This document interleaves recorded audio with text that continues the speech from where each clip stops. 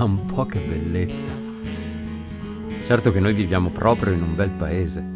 Oh, non c'è angolo del territorio, edificio o libro dove tu possa posare gli occhi che non si mette a raccontare qualcosa. È per questo che io e Massimiliano abbiamo deciso di raccogliere le idee e girare questi piccoli video per raccontarvi quello che è già stato raccontato. Ora sto andando a casa sua. Ha detto che mi ha preparato una sorpresa. Ma stiamo a vedere.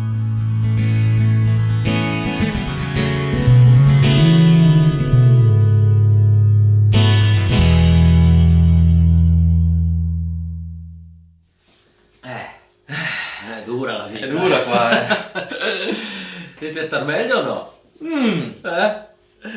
D'altronde, si mangia per vivere, il cibo è sopravvivenza. Certo. Guarda tra i miei appunti cosa ho scovato. Il cibo è sopravvivenza.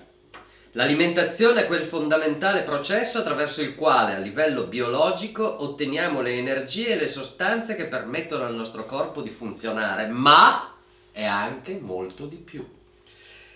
I cibi si trasformano in sangue, il sangue in cuore e cervello, in materia di pensieri e sentimenti. L'alimento umano è il fondamento della cultura e del sentimento. E sai chi l'ha scritto? No. Sai chi l'ha detto? Tu. Beh, io adesso, ma chi l'ha scritto nell'Ottocento? Un filosofo. Non ero ancora nato nell'Ottocento, io non lo so. Un grande filosofo, Ludwig Feuerbach, famoso per aver coniato l'espressione l'uomo è ciò che mangia. Ah, questo l'ho già sentito. Se siamo ciò che mangiamo è inevitabile dunque che ci definiamo attraverso questo fondamentale fattore che noi italiani abbiamo la pizza e gli spaghetti, i francesi la baguette, gli orientali il riso, gli americani gli hamburger. Non è un fatto irrilevante, definisce la cultura di un popolo. Certo. Che si può anche definire attraverso il disgusto, no? A noi piace questo cibo che a voi repelle. Per esempio, i finlandesi mangiano lo squalo lasciato imputridire. Che schifo. I cinesi le uova macerate sottoterra e i cani. Tu mangeresti una nutria, per esempio? No, mai. Neanch'io. I francesi, i formaggi dall'odore particolarmente schifoso. Quelli non mi dispiace. Mica male, anche gli aspetti più banali della nostra espressione culturale sono legati al cibo, in particolare molte superstizioni. Sprecare il sale porta sfortuna, e lo sai perché? No. Perché per svariati secoli è stato l'unico modo per conservare la carne e la sua scarsità avrebbe portato alla fame. Il pane non deve essere mai gettato, perché spesso era l'unico alimento in tavola da riutilizzare anche il raffermo. Per non parlare delle lenticchie che portano ricchezza, l'aglio che scaccia gli spiriti maligni e anche i vampiri. Stessa cosa vale per il nostro linguaggio, disseminato di modi di dire gastronomici, da buono come il pane, oppure la gallina dalle uova d'oro. O quando rompi qualcosa, ho fatto la frittata. La frittata? Sì. Io una frittatina. No, ancora, per mangiare Guarda, ancora. io c'ho giusto uno spazio qua per Bene, un momento. facciamo la frittata, dai. Vabbè, per frittata fare con la cipolla. Certo. Per fare una buona frittata serve la cipolla, Sì. l'uovo e l'olio. Abbiamo tutto. Tra l'altro, sai chi era Ghiotto di frittata? No, io. Dai, no, sì, tu, ma è un personaggio che abbiamo appena sentito. Hai letto un brano tratto da una delle sue avventure. Guido Conti. Fantozzi! Fantozzi, certo! Dai, la Fantozzi. mitica frittatona Buona di con le cipolle, quella che lui mangiava sempre quando si metteva davanti al televisore per vedere la partita, che poi immancabilmente succedeva sempre Birra e rutto sì, libero! quello, e poi lo chiamavano per andare a vedere la corazzata a Potionkin o altre cose, non riusciva mai. Guarda, e visto che parliamo anche di non solo di frittata, ma di culture diverse e di Fantozzi, io voglio leggerti questa avventura di Fantozzi, di quando Fantozzi va al ristorante giapponese. Ma porca puttana! Non poté finire la frase perché era entrato proprio lui in persona, il Dott Inge Granduf Lupman Lorenzo Folchignoni, direttore naturale di tutto. Allora Fantozzi, voglio seguire il suo consiglio. Domani sera al ristorante giapponese Kyoto. d'accordo? Fantozzi non era d'accordo per niente, anzi, la cucina giapponese lo faceva vomitare e quel mercoledì sera davano alla televisione Inghilterra-Italia da Wembley, inizio previsto in telecronaca diretta alle ore 20:30. Fantozzi aveva un programma formidabile. Alle 8 a casa. Calze, mutande, vestaglione di flanella, tavolinetto di fronte al televisore, frittatona di cipolle per la quale andava pazzo, familiare di peroni ghiacciata, tifo indiavolato e rutto libero. Alle 9 venga a prendere Pierugo e va davanti al chioto a tenerci posto per me e mia moglie. Pierugo era il cane pechinese dei Folchignoni. Erano una coppia senza figli e avevano solo lui da 12 anni. Pierugo era un cane odioso come tutti i pechinesi, ma questo era viziato, maligno e prepotente. Fantozzi non era stato invitato a cena, ma doveva andare avanti a tenere il posto perché al chioto non accettavano prenotazioni. Quando verso le 20:30 andò in tassia a prendere Pierugo a casa dei Folchignoni, Fantozzi era disperato. La città era deserta. Proprio in quel momento Martellini aveva attaccato a leggere le formazioni. Italia! Zoff! Spinosi! Facchetti! Benetti! Bellugi! La voce si allontanò e a lui vennero le lacrime agli occhi. Erano le 9:45 quando Fantozzi entrò al chioto con Pierugo in braccio. Sono in 3, disse facendo il gesto con le dita, perché al chioto parlavano solo giapponese e per ordinare bisognava farsi capire mimando. C'erano 4 geometri di Cuneo che da diverse ore stavano tentando di mimare un piatto di spaghetti. Erano aggrovigliati seminudi, sudati come orsi e con la disperazione negli occhi. Fantozzi pensò di far mangiare subito Pierugo per non avere poi noie coi Folchignoni. Schioccò le dita e disse mimando: questo can dog? Mangiare ora, fame, mangiare adesso. Presero subito Pierugo e lo portarono via. A mangiare in cucina, pensò Fantozzi, perché appunto era lì che lo stavano portando. L'attesa dei Folchignoni fu piena di tensione. Le regole dei ristoranti giapponesi sono tremende. Non si possono toccare i cibi con le mani, ma solo con le bacchette. Un vicino di tavolo di Fantozzi, da 4 ore alle prese con un'oliva maledetta e le 2 feroci bacchette, si guardò prima in giro con molta circospezione e poi, di scatto, afferrò l'oliva con le dita. Non poté neppure avvicinarla alla bocca. Da una nicchia, e a tutti era sembrata fino a quel momento una statua di samurai, balzò con un urlo di guerra un samurai vero che urlò «Banzai!» e con una sciabolata tremenda amputò di netto la mano destra allo sventurato. Il poveretto fu poi costretto a continuare la cena. La mano gliela consegnarono poi all'uscita impacchettata in un sacchetto per l'asporto. Arrivarono i Folchignoni e domandarono di Pierugo. «È in cucina che mangia!» spiegò Fantozzi. «Oh, io nell'attesa gradirei del sake caldo!» trillò la vecchia Folchignoni e Fantozzi batté le mani e mimò «Sake, caldissimo, per favore!» Quando il sake arrivò era ad una temperatura mostruosa, 230 gradi, implacabile come piombo fuso, non bolliva e non emetteva fumo, ma aspettava sinistramente nelle tazzine. «Direttore, questo qui va bevuto tutto d'un fiato, è la moda giapponese», disse scherzosamente Fantozzi col tono dell'abitué. Folchignoni, divertito da questa esotica tradizione, buttò giù di colpo. Quando Fantozzi sentì le urla disumane di Folchignoni e lo sfrigolio orrendo misto all'odore di carne bruciata, cercò di scappare dal ristorante, ma il samurai nella nicchia lo fece tornare subito al tavolo e lo obbligò a bere. «Alla salute!» disse rassegnato Fantozzi e trangugiò quel piombo fuso. Il dolore era così forte che lui prima vide la Madonna di Loreto che lo fissava, poi cercò di fare dei miracoli e infine, convinto di essere Padre Pio, mandò una cartolina ai suoi a Pietralcina. Si riprese rendendosi conto di non avere mai avuto famiglia laggiù.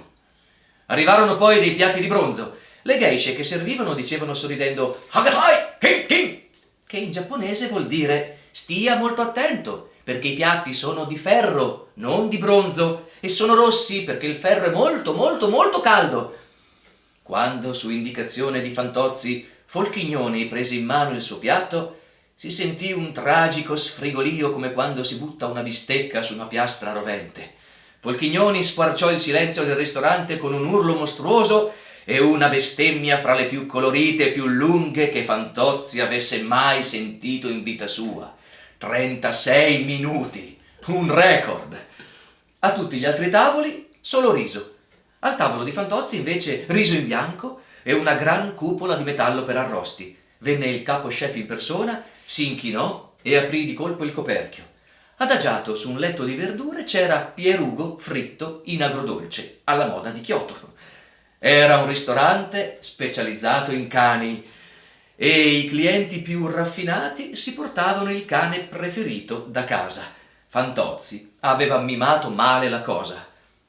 La moglie del direttore ululava impietrita e a Folchignoni, che ebbe l'incauto impulso di accarezzare il suo cane, il samurai della nicchia mozzò ambedue le mani con una terribile sciabolata. Proprio in quel momento Fantozzi sentì alla radio la voce di Martellini trionfante. L'Italia ha vinto! Ha vinto! Abbiamo espugnato Wembley dopo 70 anni! Allora Fantozzi si alzò lentamente, versò il sake rovente sui moncherini di Folchignoni che era finito sotto il tavolo e uscì avvolto da un tricolore. Andava a far festa per le vie della città. E adesso la frittata. Vabbè, frittata. Allora mi metto subito al lavoro, Uova, Cipolla. Cipolla. Vabbè, sulla pianta. Sulla pianta, vado a prenderla. Ah, andiamo insieme. Giubbino perché fa freddo. Bel cipollotto, Questo è un cipollotto, questa è una cipolla oblunga di Tropea. Bellissima. Ma guarda che perfezione, Ma guarda che bella che è. Poi il colore, adesso ti faccio vedere il colore. Perché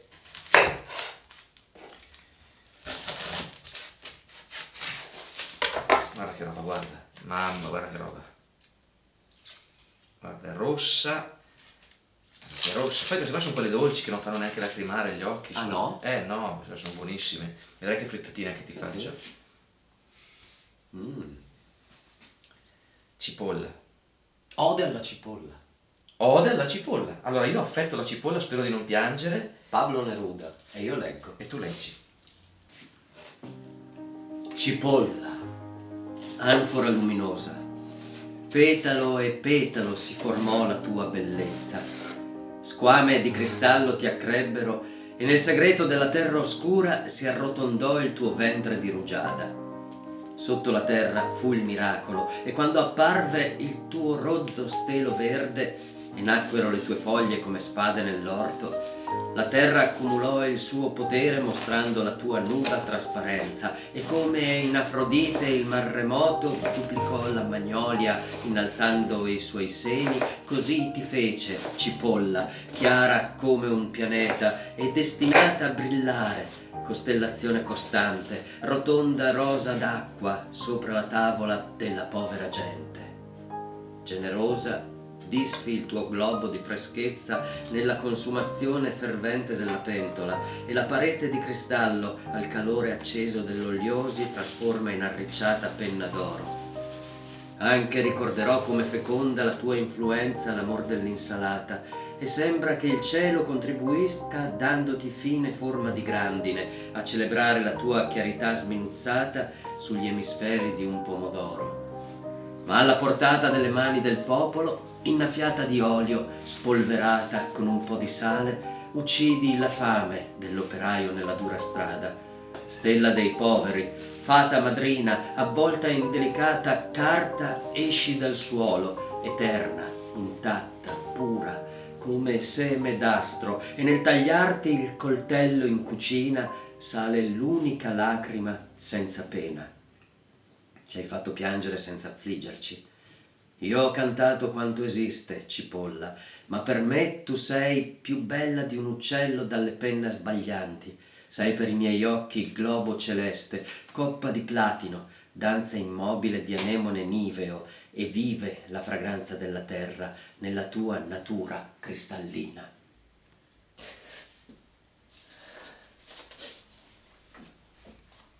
Commovente. No, è la cipolla. Grazie Alberto, molto bella. Adesso rompiamo le uova. Ah, rompi le uova. Ah, guarda, certo. ne facciamo 6. Una bella frittatura, 6, siamo sì. in 3. Guarda, Vabbè, per fare una frittata bisogna rompere le uova. Certo, certo, già. Meglio un uovo oggi che una gallina domani. Giusto. O la prima gallina che canta è quella che ha fatto l'uovo. Sì.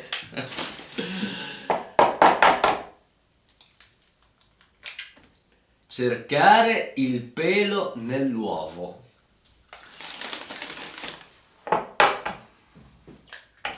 Facile come bere un uovo.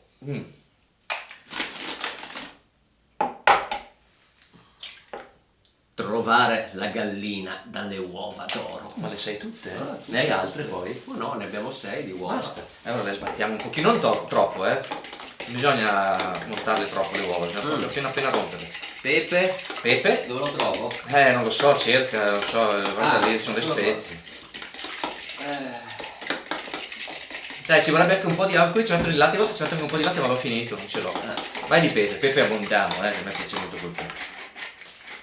Poi qua ho del sale di Sicilia. È particolare. No, però di Sicilia. Bella presa di sale. Basta pepe. Basta, pepe, basta. Sale c'è, cipolla c'è, accendiamo i fornelli, olio. Ah beh, quello della pianta. Cosa la mucca, ma che pianta? Bundiamo, che... Allora, mettiamo un po' di olio nella padella. Sì. Olio in padella. Il burro no? No? Ma sì, però la facciamo un po' leggera, dai. Perché qua è olio pugliese. Sì. Sì, buono. Chilometro zero. Chilometro zero. Sul fuoco. Facciamo soffriggere un po' la cipolla. Pronta?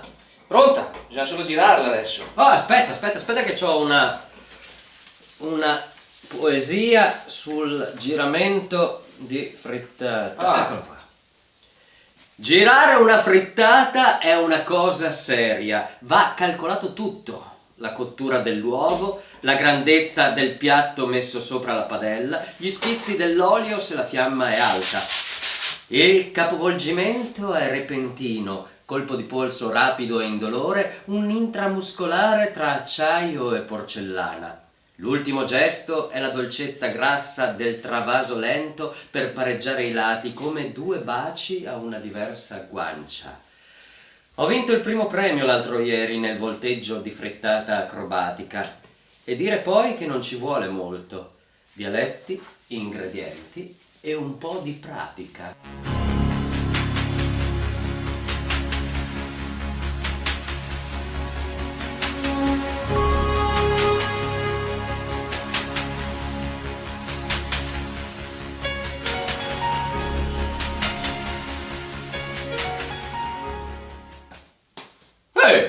Bravo! Primo premio! E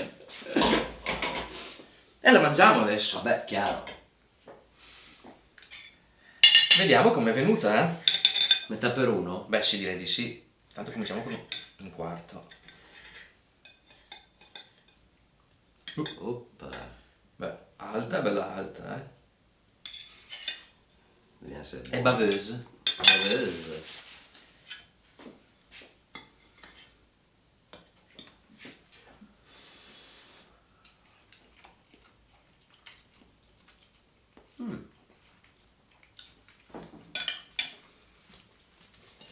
Buona.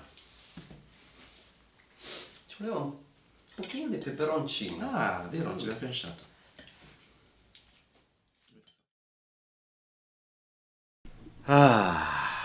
Un po' di relax dopo le fatiche del godere.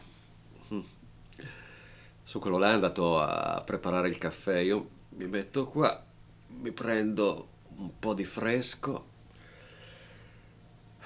e rifletto su questo abbinamento fresco e godere. C'è un racconto, sempre a chilometro zero, di Ugo Tognazzi sul fresco e sul godere. Quando mi chiedevano dove abitavo, rispondevo sempre Casa Poli. Così infatti si chiamava quel bianco piuttosto squallido edificio, 3 porte, 4 piani, un solo grande cortile interno.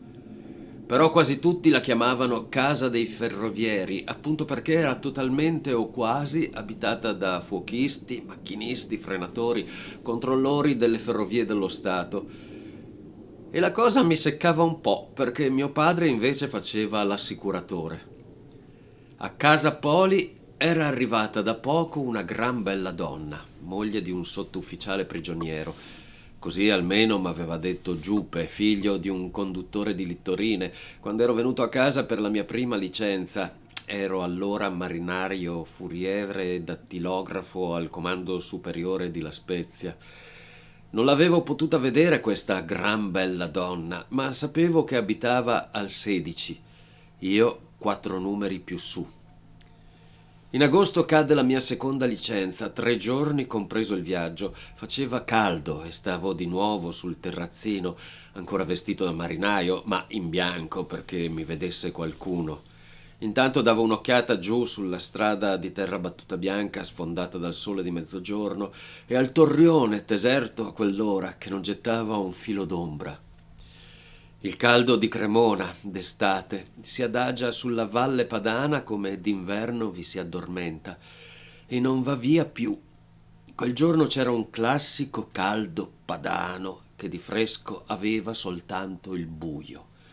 Quel buio, per intenderci, delle vecchie osterie, porte e finestre chiuse e protette da pesanti tende che lasciano fuori il sole e tengono dentro il buio, fresco, odoroso di botti di vino. «È su sua mamma?» Una voce arrivava dalla strada e affacciandomi, questa volta, l'avevo vista radente il muro di casa mentre cadenzava con il caldo la sua camminata. Era l'inquilina del numero 16. Una gran bella donna, mi aveva detto il giupe. Ma brutta non era, ma a me pareva soprattutto rotonda, di viso, di corpo, di tutto. «Venga su che le presento mio figlio», aveva risposto mia madre, affacciandosi. Era venuta su, lentamente. «Piacere. Non si era mai sentito un caldo come oggi. Si ferma molto in licenza?» «Che sete! Più si beve e più si berrebbe. Ci vorrebbe una bella anguria. Perché non vai a prenderla, Ugo?» «Volentieri. La bicicletta dov'è, mamma?» «Se vuole la porto in canna io». Le gomme della ruota facevano una pancetta preoccupante nella terra battuta della strada. La donna, rotonda, mi rendeva difficile col suo peso l'equilibrio, ma la voglia d'anguria era tanta. «Ciao, Pollastri!» avevo gridato al ragazzo che stava davanti al negozio di sua madre in via Milano, un negozio appunto di pollastri e galline, per farmi vedere, s'intende, con la donna in canna. Anguria di Cremona è rotonda come un pallone da calcio, di un verde scuro. Se le dai uno spirlenghino col dito e suona come un bongo, vuol dire che è buona, e dentro deve essere rossa come la bandiera degli operai. Si apre con un coltello a scrocchio. Le stesse cose pensavo della donna rotonda che avevo sulla bicicletta. Era rossa la sua bocca e i suoi denti bianchissimi schiudevano un sorriso che era già una promessa. Le avessi dato uno spirlenghino dove so io, avrebbe suonato come un bongo. Sicuramente aveva l'aria di una che scrocchia. Pedalavo con miei sconci pensieri, sudavo, ansimavo e strusciavo sul suo corpo anguria i miei desideri.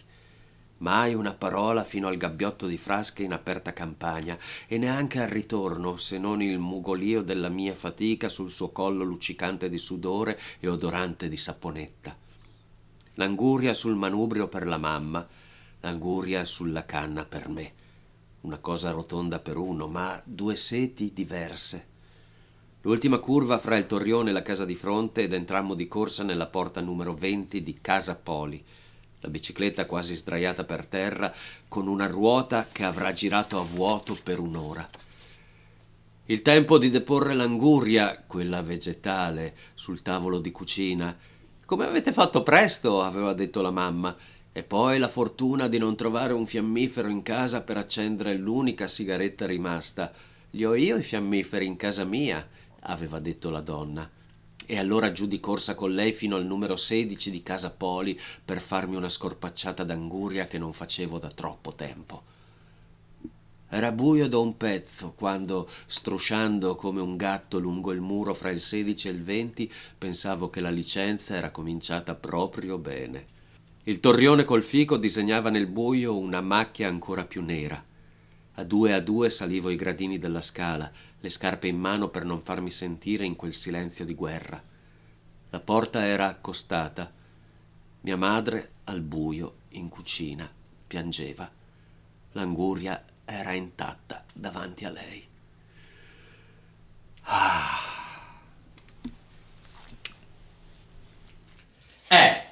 Finito, eh? Sì, finito. È stata una bella giornata. Dura, Molto dura. faticosa. Beh, insomma, però guarda, mi sono divertito.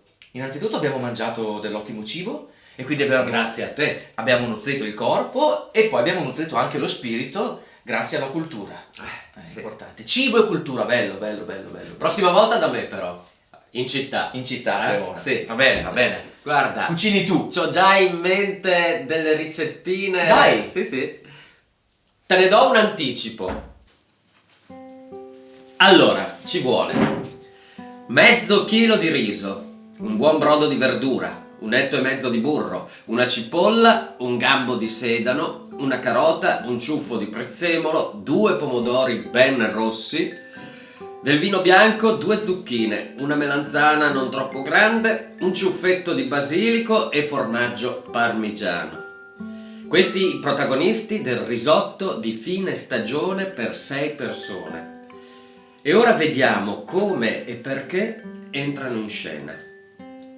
Il sipario si apre su un etto di burro che soffrigge con la cipolla, il sedano, la carota, il prezzemolo tagliati sottili, stanno lì rosolando quando entrano tagliate a pezzettini le zucchine e le melanzane con il basilico. Applausi a scena aperta. È la volta del vino bianco di cui ogni tanto compare una spruzzata, ma ecco i 2 pomodori tagliati a pezzetti che fanno il loro trionfale ingresso nel tegame. Quando tutto si è ben rosolato, squillano le trombe ed entra il riso. Mescolata generale. Di volta in volta un mestolo versa il brodo di verdure fino a tirare il risotto nel giro di un quarto d'ora, 18 minuti. Il fuoco viene spento quando il riso è un pochino al dente.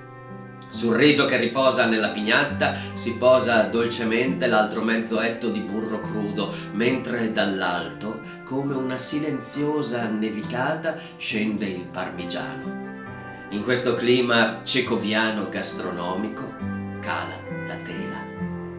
Applausi. Richiesta di bis.